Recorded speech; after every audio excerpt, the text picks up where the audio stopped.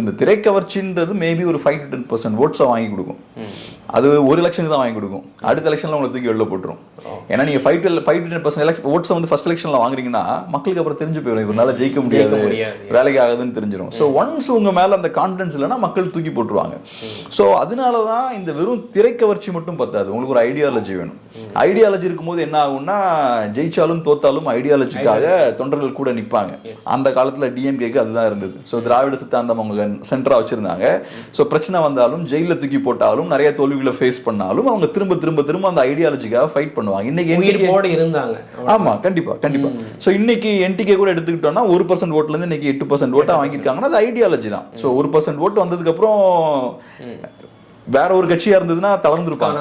ஆமா, சரி நீ 1% ஓட்டு வாங்கிருக்காங்க நம்பி என்ன பிரயோஜனம், கிளம்புவோன்னு கிளம்பி போயிருக்காங்க. தினகரன் 6% வாங்கிட்டு இன்னைக்கு எங்க இருக்கிறாரு? நிறைய கட்சி, கமல்ஹாசன் அவர்களோட கட்சி, அப்புறம் டிஎம்டிகே, எல்லா கட்சியும் இப்படிதான். ஒரு க்ரோ ஆகும்போது மக்கள் மத்தியில் ஒரு எழுச்சி இருக்கும், அப்புறம் ஸ்டாக்னேஷன் வந்ததுக்கு அப்புறம் தெரிஞ்சிடும், எல்லாம் மூழ்கிற கப்பல்ல இருந்து எல்லாம் வெளியே போக ஆரம்பிச்சிருவாங்க. ஸோ ஐடியாலஜி ரொம்ப அவசியம். விஜயோட கட்சிக்கு அது ஒரு பெரிய சிக்கல் இருக்கு.